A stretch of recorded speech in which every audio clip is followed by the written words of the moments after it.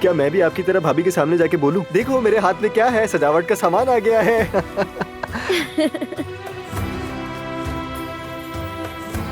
तुम लोग क्या कर रहे हो यहाँ पर?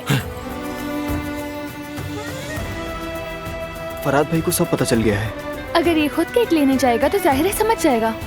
शाम को मेरी सरप्राइज सालगिरह की पार्टी में जरूर इंतजार करूंगा। लगता है अभी तक कोई भी नहीं आया।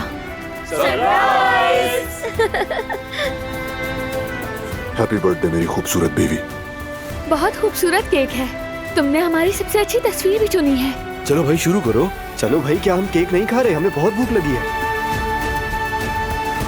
तुम फौरन फोन क्यों नहीं उठाते? यहाँ पर तो किसी किस्म का कोई खत नहीं आया। वो खत ढूंढो, उसे फौरन बारान तक पहुँचाओ।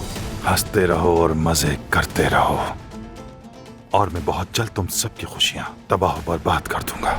मैं जानती हूँ जवाहिर तुमसे राब्ता जरूर करेगा। जवाहिर से जब तुम बात करोगे तो आगे के क्या इरादे हैं उसके जहन में, वो जानकर सब कुछ मुझे बताओगे। तुमने अपने जहन में कुछ और लाने की कोशिश भी की ना तो बारान को बता दूंगी।